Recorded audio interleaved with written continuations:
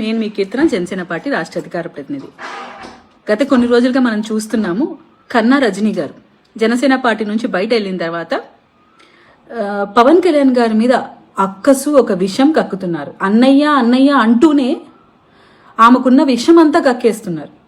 Party నాకు తీరని అన్యాయం చేసింది, నన్ను పార్టీ నుంచి తొలగించారు అకారణంగా అంటున్నారు.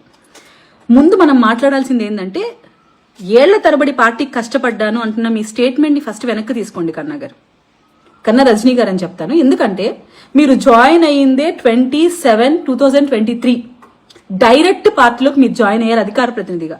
మీరేమో మిమ్మల్ని ప్రూవ్ చేసుకొని జనసేన పార్టీ కోసం మీరు అహర్నిశలు కష్టపడి మీరేమి పార్టీలోకి రాలేదు. మీరు ఏదైతే లాయర్గా మీరు చేసిన సర్వీసెస్, మీ వాయిస్కున్న బలం చూసి మిమ్మల్ని పార్టీలోకి ఆహ్వానించి తీసుకున్నాం. అది ఫస్ట్ క్లారిటీ మీరు తీసుకోండి. మీరు ఏమో ఏళ్ల తరబడి పార్టీకి పనిచేశారన్నమాట చెప్పకండి ఫస్ట్ థింగ్. అండ్ మీరు పార్టీలోకి వచ్చిన అతి కొద్ది కాలంలోనే అధికార ప్రతినిధులు అందరూ ఎవిడెన్స్ మీరు మళ్ళీ కాదని కూడా చెప్పలేరు. మేమందరం కూర్చున్న మీటింగ్ బిఫోర్ ఎలక్షన్ మిమ్మల్నే ఫస్ట్ బాస్ క్వశ్చన్ చేశారు.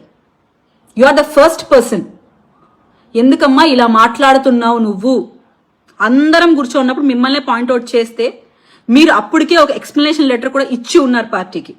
దాని తర్వాత మీ పక్కన ఉన్న ఇంకొక మహిళను కూడా అడిగారు. మీరు తర్వాత వెళ్ళిపోయేటప్పుడు బాస్ సారీ కూడా చెప్పారు, పర్లేదమ్మా అని కూడా ఆయన మిమ్మల్ని ఫర్గ్యూ చేసి వెళ్ళిపోయారు. కానీ మీరేమంటున్నారంటే అంబటి గారి ఇష్యూ మీదే మిమ్మల్ని దూరం పెట్టారు పార్టీ అంటున్నారు. నేను మళ్ళీ చెప్తున్నా, ఎలక్షన్కి ముందే మిమ్మల్ని పాయింట్అవుట్ చేశారు. దాని తర్వాత ఏం జరిగిందో మీ అందరికీ తెలియాలి. మల్టిపుల్ టైమ్స్ మీరు ఒకే మిస్టేక్ రిపీట్ చేస్తున్నారు. నేను కొన్ని మచ్చుకకి ఇలా అడ్డదిడ్డంగా మాట్లాడుతూ ఒక పక్క మీరు మీ విలువల్ని కోల్పోతూ పార్టీ స్టాండర్డ్స్ ని తగ్గిస్తూ వాళ్ళ పర్సనల్ ఇన్ఫర్మేషన్ ని లేదంటే వాళ్ళకి సంబంధం లేని వ్యక్తులతో అఫేర్స్ అంటించి మీరు మాట్లాడుతూ, ఎవరో ఒక మహిళ, ఆవిడెవరో సినీ యాక్టర్ ని వచ్చి రాజశేఖర రెడ్డి గారితో మీరు సంబంధం పెట్టి మాట్లాడుతుంటే అక్కడ ఒక మహిళ లేదా? మీరు ఒక్కటేనా మహిళ? మిమ్మల్ని మాట్లాడితే 4 రోజుల నుంచి అన్నం తినలేదని ఏడ్చిన మీరు ఇంకొక మహిళను తీసుకొని వచ్చి ఎక్స్ సీఎం వాళ్ళ అమ్మగా మీరు పోర్ట్రేట్ చేస్తూ మాట్లాడుతూ, ఇంత వల్గర్ గా మీరు మాట్లాడుతూ మళ్ళీ వైసీపీని మీరు డిఫెండ్ చేయడం కోసం ఇలాంటి వర్డ్స్ యూజ్ చేస్తారు.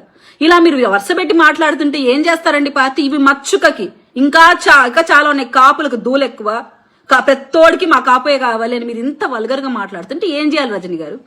మీరు అప్పటికి మిమ్మల్ని దూరం పెట్టారు, బహిష్కరించలేదు. బట్ రిపీటెడ్ గా మీరు చేస్తుంటే మిమ్మల్ని బహిష్కరించాల్సి వచ్చింది. ఇది చెప్పుకోండి. అంబటి ఇష్యూలో నేను స్ట్రైట్ ఫైట్ ఇచ్చాను కాబట్టి నన్ను పక్కన పెట్టారు, ఎవరైతే భజన చేస్తే టీడీపీకి వాళ్ళని ఉండమంటున్నారు, ఇలాంటి కాదు మీరు చెప్పాల్సి.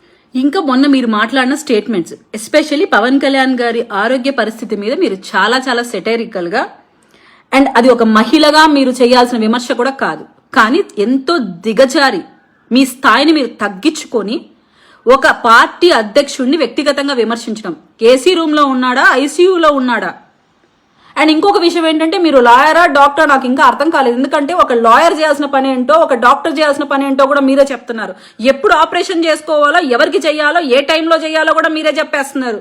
అంటే మీ నాలెడ్జ్ ఏంటో నాకైతే అర్థం కావట్లేదు. ఏమైనా కంపెనీస్ మీరు డాక్టర్ చేసి మళ్ళీ ఎల్ఎల్బి చేశారా, లేకుంటే డాక్టర్ సర్టిఫికేట్ కొనుక్కొని వచ్చారా, లేకుంటే కొట్టుకొని వచ్చారా, నాకు అర్థం కావట్లేదు. పవన్ కళ్యాణ్ గారికి ఎప్పుడు ఎమర్జెన్సీ ఉంది, ఏ టైంలో చేయాలని డాక్టర్లకు తెలుసు. అది సమ్మర్లో చేయాలా, వింటర్లో చేయాలా మీరు చెప్తారు. అట్లయితే మీరు కూడా కాపు నేతగా, ఒక మహిళా నేతగా పోర్ట్రేట్ కావాలని ట్రై చేయడం కోసమే మొన్న కాపు మీటింగ్ లో కళ్ళు తిరిగి పడిపోయి మీకు హార్ట్ పెయిన్ వచ్చిందని చెప్పుకున్నారా?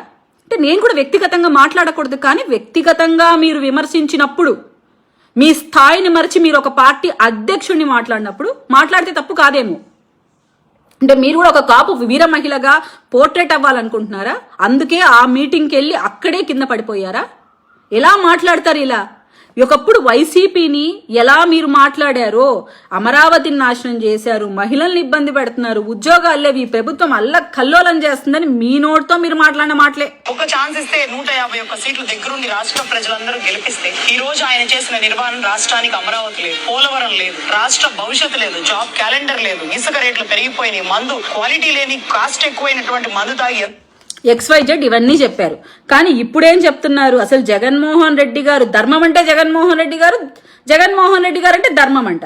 పోనీ మీరు వైసీపీకి ఏమైనా కండువా కప్పుకునే అవకాశం ఉందా అని అడిగితే లేదని చెప్పలేక జగన్మోహన్ రెడ్డి గారు చెప్పారంట, నేను వదులుతున్న అస్త్రం ఇటువంటి ధర్మబద్ధమైన అమ్మాయి పార్టీలకు అతీతంగా ఉండాలి, మన పార్టీలోకి ఆహ్వానించద్దన్నారు. మళ్ళీ ఎవరు చెప్పారు? అంత సోర్స్ ఆఫ్ ఇన్ఫర్మేషన్ మీకు ఎలా వస్తుంది? వాళ్ళ పార్టీ అధ్యక్షుడి నుంచి వచ్చిన మాటలు మీకు ఎలా తెలిసాయి? అంటే మీరు ఏమైనా వాళ్ళతో మంతనాలు చేస్తున్నారా?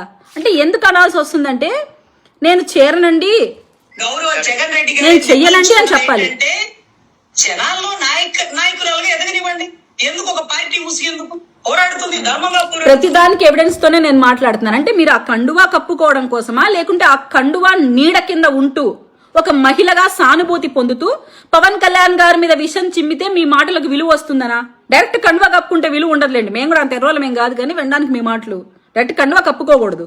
కప్పుకోకుండా ఆ పార్టీ నీడ కింద ఉండి మీ పనులు చేయించుకుంటూ పవన్ కళ్యాణ్ గారి మీద విషయం చిమ్ముతూ మీ మీద సానుభూతి కలిగేలాగా 4 మాటలు మాట్లాడుకుంటూ ఉంటే మీకు విలువ వస్తుంది అనుకుంటున్నారు. బట్ ఫ్యాక్ట్ అనేది ప్రజలకు తెలుసు కదా. పవన్ కళ్యాణ్ గారి మీద వ్యక్తిగత విమర్శలు చేస్తే లైమ్ లైట్ లో ఉంటానని ఊహించుకొని కన్నా రజనీ గారు ఇలా విమర్శలు చేస్తున్నారేమో ఒకసారి గుర్తు పెట్టుకొని మీ మాటలే మీకు మళ్ళీ రిపీట్ చేస్తున్నా. జన సైనికులు గాని వీర మహిళలు గాని తేనెపుట్ట లాంటి వాళ్లే, కదిలిస్తే మీకే ప్రమాదం. దయచేసి మీరు ఎదగడం కోసం పవన్ కళ్యాణ్ గారిని వ్యక్తిగతంగా విమర్శించడం మాత్రం తప్పు, అది మానుకోండి.